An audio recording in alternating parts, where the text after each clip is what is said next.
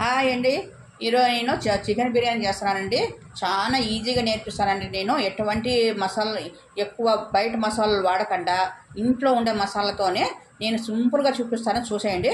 చూడండి, దానికి కావాల్సినవి చేసుకున్నాను. కేజీ బియ్యానికి కేజీ చికెన్ తీసుకున్నానండి. నేను టమాటో పళ్ళు, పుదీనా, ఉల్లిగడ్డలు, నిమ్మకాయలు, పచ్చిమిర్చి నేను ఏం మధ్యలో కోయలేదండి, డైరెక్ట్గా అట్లా వేస్తున్నాను. ఈ మరి పోసుకుంటే బిర్యానీ బాగుంటుంది. నేను ఎలా చేస్తానో చూసేయండి. చూడండి, నేను 3/4 కేజీ బాస్మతి రైసు, 1/4 కేజీ వచ్చి మసూరా రైస్ కలిపినానండి. బిర్యానీకి చాలా బాగుంటుంది. చూడండి, నేను ఈజీగా చెప్పినాను కదండి, అందుకని కుక్కర్లో చేస్తున్నాను. చూడండి, దానికి కర్రీ మటుకు కుక్కర్లో చేస్తున్నాను. ఫస్ట్ కొంచెం ఆయిల్ వేసాను, సగం నూనె, సగం నెయ్యి వేసాను. చూడండి, దీంట్లో చూడండి నూనె అయితే కాగేసింది. ఇప్పుడు పచ్చిమిర్చి వేస్తున్నాను. చూడండి, ఇప్పుడు పుదీనా వేస్తున్నాను. ఇప్పుడు ఉల్లిగడ్డ వేస్తున్నాను.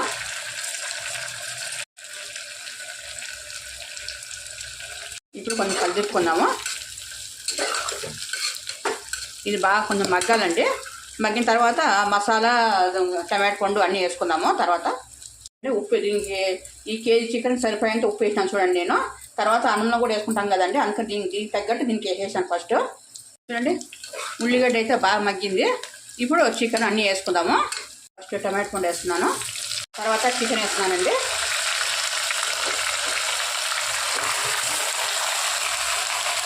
ఇప్పుడు కారం వేస్తున్నాను. కొంచెం కలిపిన తర్వాత 2 స్పూన్ కారం వేస్తున్నానండి నేను. మీరు కారం ఎక్కువ తినేటికైతే కొంచెం ఎక్కువ వేసుకోండి, తక్కువ తినేది తక్కువ వేసుకోండి. అది మీ ఆప్షన్. అది అల్లం వెల్లుల్లి పేస్ట్ 2 స్పూన్లు వేస్తున్నానండి. కేజీకి 2 స్పూన్ పడుతుందండి. పసుపు వేస్తున్నానండి. ఉప్పు ఆల్రెడీ వేసినాం కదండి, ఇంకా అవసరం లేదు. అన్నంలో ఉప్పు వేస్తాం కాబట్టి ఇంతవరకు చాలండి ఉప్పు. ఇప్పుడు అంతా బాగా కలుపుకుందాము.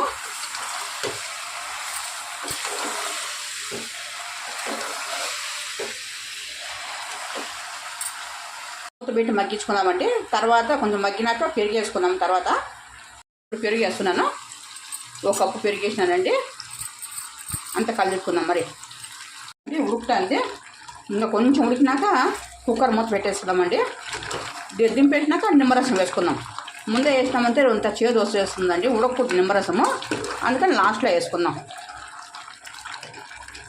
కూర అంతా బాగా మసాలా గిసాలంతా పచ్చివాసన పోయిన తర్వాత మగ్గిచ్చేసినాను. ఇప్పుడు మూత పెట్టి ఎటువంటి నీళ్ళు వేయడం లేదండి, ఇదే నీళ్ళు సరిపోతుంది దీనికి. మూత పెట్టి 2 విజిల్స్ ఫుల్గా రానిస్తాను.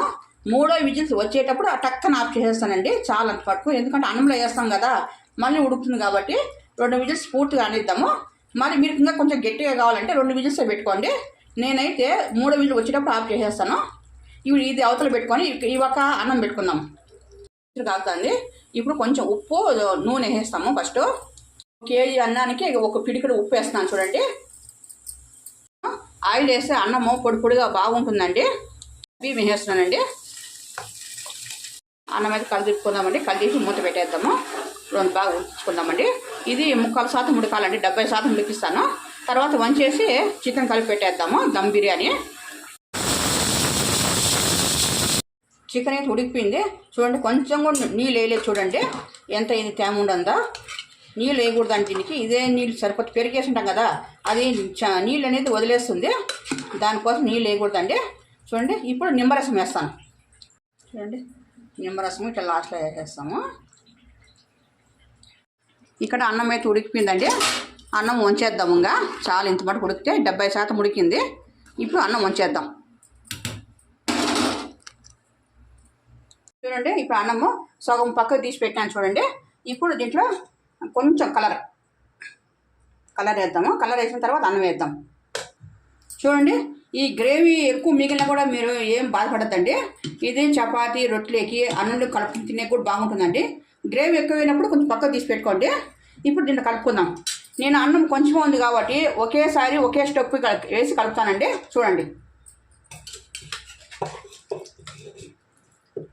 చూడండి, ఒక స్టెప్ వేస్తాను. ఇప్పుడు అన్నం వేసేస్తున్నాను. చూడండి, అన్నం వేసేస్తాము. చూడండి, ఇప్పుడు ఉన్న కలర్ కొంచెం వేసేద్దాము. వేసేసి కొంచెం పుదీనా వేసేద్దాం.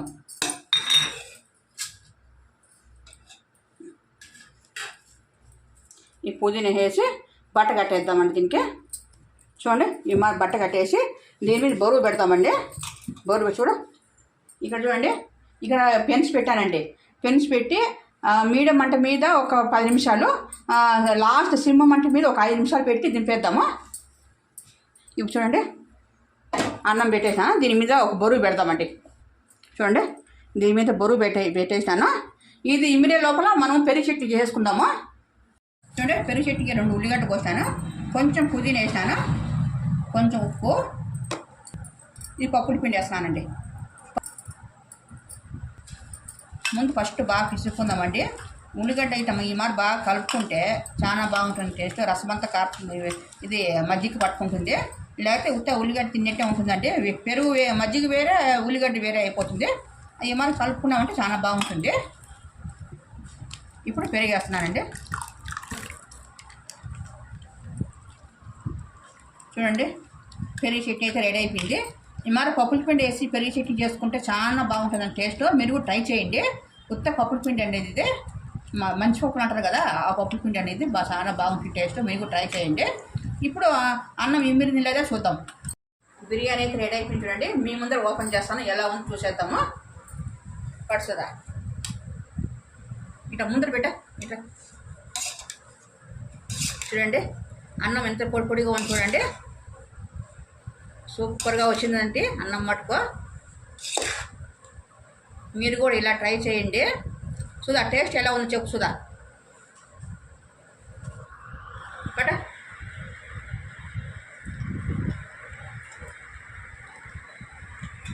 సూపర్గా ఉందంటండి టేస్ట్. మీరు కూడా ఇలా ట్రై చేయండి. చూడండి, కొంచెం నా ఛానల్కి సపోర్ట్ చేయండి. నా వీడియో నచ్చినట్టుగైతే ఒక లైక్ ఇచ్చి షేర్ చేసి నా ఛానల్ సబ్స్క్రైబ్ చేసుకోండి. ప్లీజ్ సపోర్ట్ మీ. చూడండి, ఈరోజు మా చికెన్ బిర్యానీ అయితే రెడీ అయిపోయింది.